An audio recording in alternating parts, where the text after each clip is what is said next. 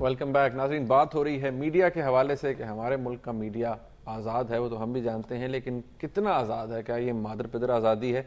इसके हवाले से बात करते हैं। सेठी साहब से मुशर्रफ साहब के बारे में आप बता दें। मैं कह रहा था कि मुशर्रफ साहब के ज़माने में बड़ी आज़ादी थी, बहुत आज़ादी थी और किसी किस्म की लगाम नहीं थी। इसीलिए जब मुशर्रफ साहब ने गलतियाँ करनी शुरू की तो मीडिया उनके ख़िलाफ़ हो गया और मीडिया ने एक बहुत अहम रोल अदा किया उनकी, जिसे कहते हैं, डिफीट में, और बहुत एक ज़बरदस्त जदोजहद की। खड़े रहे, चैनल्स बंद हो गए, हर किस्म की दबाव आना शुरू हो गया, मगर फिर भी मीडिया ने अपना रोल अदा किया। और मैं समझता हूँ ये वो वक्त है कि मीडिया, जिसे कहते हैं ना, एक नौजवान शख्स से एक पूरा एडल्ट बन गया। अब मीडिया को कोई पीछे धकेल नहीं सकता। ये मीडिया इतना स्ट्रांग और आज़ाद और यकजहत है, इन चीज़ों के ऊपर हमें बिल्कुल यकजहती है कि अब हमारे ये लगाम हमारे ऊपर कोई नहीं लगाएगा। सेठी साहब, मुशर्रफ साहब के हवाले से आपने बात की कि उनकी डिफीट में भी बड़ा किरदार अदा कि यही parties, Pakistan Peoples Party, Pakistan Muslim League Nawaz, जब ये अपोजिशन के अंदर मौजूद थी, उस वक्त जब परवेज़ मुशर्रफ साहब को कैस्टिगेट किया जाता था, तनकीद की जाती थी, ख़ासतौर पे 9 मार्च 2007 के बाद, लाल मस्जिद के बाद, इमरजेंसी के बाद, तो बड़ा खुशी होती थी कि मीडिया बड़ा आज़ाद है और मीडिया ने बड़ा अहम किरदार अदा किया है। हेड ऑफ द स्टेट के बारे में भी अगर बात की जाती थी तो कहा जाता था कि ठीक है, उनको तनकीद होनी चाहिए। आज जब ये बात की जाती है तो पाकिस्तान पीपल्स पार्टी को ये रिजर्वेशंस हैं कि जी जो हेड ऑफ स्टेट है उसको तनकीद का निशाना ना बनाया जाए, जबकि हमारे जो इस वक्त हेड ऑफ स्टेट हैं आसिफ अली जरदारी साहब, वो पाकिस्तान पीपल्स पार्टी के को चेयरपर्सन भी हैं, वो एक पॉलिटिकल पर्सनालिटी भी हैं। अगर ये आइन में कहीं नहीं लिखा कि वो 2 ओहदे, उनके ऊपर कोई पाबंदी नहीं है रखना कि वो पार्टी को हेड करें और प्रेसिडेंट भी रहें, तो ये कहां पर लिखा हुआ है कि उनको तनकीद? ये सही कह रहे हैं आप, बिल्कुल सही कह रहे हैं। हेड ऑफ स्टेट को क्यों एक्सक्लूड किया जाए? हेड ऑफ स्टेट अगर एक neutral ceremonial head of state हो जिसमें अपोजिशन और हुकूमत का इत्तफाक हो, तो फिर जाहिर है आप उसको एक्सक्लूड कर सकते हैं, क्योंकि वो एक नॉन कॉन्ट्रोवर्शियल इंसान या शख्स होता है और वो फिर नॉन कॉन्ट्रोवर्शियल चीज़ें करते हैं। यहाँ ये वो बात नहीं है। हिंदुस्तान में फॉर एग्जाम्पल जी, जो प्रेसिडेंट हिंदुस्तान की कॉन्स्टिट्यूशन में जिस किस्म के लोगों को बनाया जाता है वो नॉन कॉन्ट्रोवर्शियल लोग होते हैं और उनके ऊपर किसी किस्म की कंट्रोवर्सी होती नहीं है। उन्हें पता होता है कि कानून के तहत मुझे यहाँ दस्तखत करने हैं और अगर मैं नहीं करूँगा या करूँगी तो वो खुद ही दस्तखत समझे जाएंगे। कैबिनेट सेक्रेटरी उनके बिहाफ पे कर सकता है। यहाँ बदकिस्मती से आपने देखा कि एक तरफ प्राइम मिनिस्टर साहब होते हैं, दूसरा स्ट्रॉन्ग प्रेसिडेंशियल रूल चल रहा होता है। और ये हमारी, ये जब से ये जमहूरियत आई है या नहीं आई, 60 साल में आप देखिए प्रेसिडेंसी बहुत स्ट्रांग रही है। एक आध वक्त था शायद भुट्टो साहब के ज़माने में या नवाज शरीफ साहब की पिछले दौर में कि प्रेसिडेंसी जो थी वहाँ एक शैलवी से वीक प्रेसिडेंट थे। हालांकि भुट्टो साहब के ज़माने में नॉन कॉन्ट्रोवर्शियल शख्स थे और नवाज शरीफ साहब के ज़माने में नॉन कॉन्ट्रोवर्शियल नहीं थे। वो एक सुप्रीम कोर्ट के जज थे जो काफ़ी कॉन्ट्रोवर्शियल जज रहे थे और वो एक लॉयलिस्ट थे और वो उनकी जजमेंट्स भी बड़ी कॉन्ट्रोवर्शियल रही थी, तो उनको बनाया था। चलें वो बात छोड़ें, मगर मुशर्रफ साहब तो हेड ऑफ स्टेट थे और एक कू मेकिंग प्रेसिडेंट थे और उसके बाद उन्होंने फिर सिविलियन कपड़े भी पहन लिए, तो और वो फिर भी एक प्रेसिडेंशियल स्ट्रांग प्रेसिडेंट। आपको याद होगा वो शौकत अजीज साहब बैठे हुए होते थे कैबिनेट मीटिंग में और साथ प्रेसिडेंट साहब मुशर्रफ साहब अपना पूरा यूनिफॉर्म पहन के बैठे हुए होते थे और जॉइंट कैबिनेट मीटिंग चलाते थे। तो फिर कैसे हेड ऑफ स्टेट को एक्सक्लूड किया जाए? हो ही नहीं सकता, सवाल ही पैदा नहीं होता। अगर आप फैसले ले रहे हैं और सबके सामने ले रहे हैं तो फिर कैसे आपको एक्सक्लूड किया जाए? फैसले की तनकीद होगी तो आपकी भी तनकीद होगी।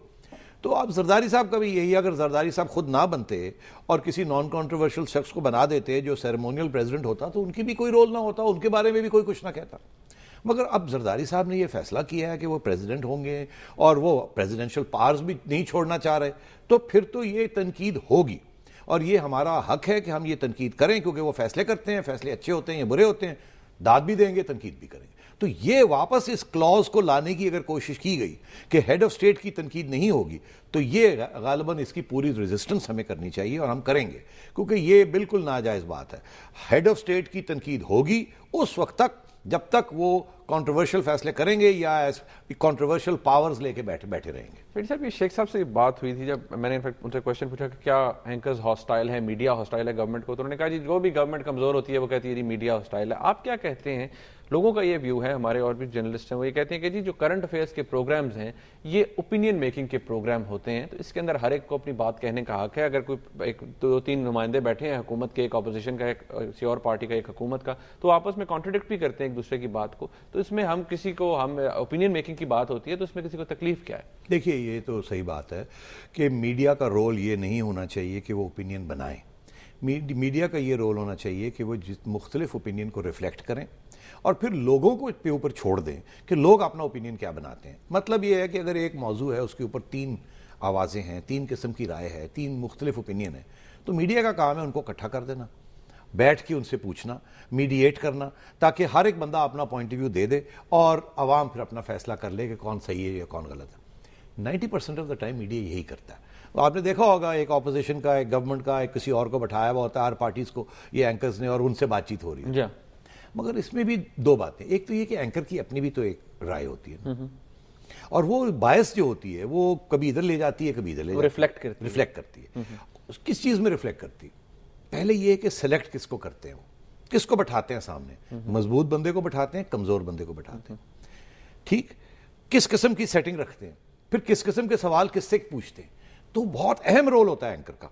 वो एंकर्स जो जेन्युइनली न्यूट्रल होते हैं और वो समझते हैं कि हर एक का पॉइंट ऑफ व्यू आना चाहिए और हर एक से सख्त सवाल पूछने चाहिए, वो तो अच्छे एंकर्स हैं, क्योंकि वो फैसिलिटेट करते हैं आवाम को कि आप देखिए हमने सबसे सख्त सवाल पूछा और अब सबकी बात आपने सुन ली, अब आप अपना फैसला कर लीजिए। और हमारे यहाँ बदकिस्मती से एंकर्स की अपनी व्यूज़ इतनी वाजे हैं और इतनी स्ट्रॉन्ग व्यूज़ वो रखते हैं कुछ चीज़ों के बारे में कि उनको वो छुपा नहीं सकते। और वो नज़र आता है, जब मैं देखता हूं तो मुझे भी नज़र आता है कि देखिए यार, ये 3 बंदे इन्होंने इकट्ठे किए हुए, 2 जो कि एंकर की व्यू को रिफ्लेक्ट करते हैं वो उन एंकर का और 2 शख्स के साथ इत्तेफाक है, वो तो तकड़े लोग ले लिए, और उधर से एक कमज़ोर बंदा बैठाया हुआ है, कमज़ोर को रगड़ा मिल रहा है, और जो दूसरे 2 हैं उनको खुली छुट्टी दी हुई है कि वो बात करें। ये ऐसे नहीं होना चाहिए। मगर ये एंकर्स करते हैं, मुझे पता है ये करते हैं, मैं मॉनिटर करता हूं, मैं देखता हूं ये करते हैं लोग। ऐसे नहीं होना चाहिए। एंकर को अपनी व्यू जो है वो मुख्तसर रखनी चाहिए और दूसरे लोगों से बात करनी चाहिए।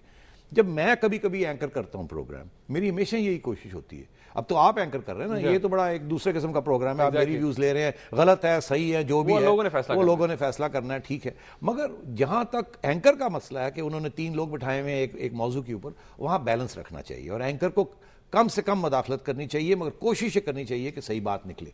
दूसरी बात मैं आपको बताऊं, एंकर्स का यहां यह भी हाल है कि कुछ एंकर्स अपना एक सियासी रोल अपने लिए इख्तियार कर लेते हैं।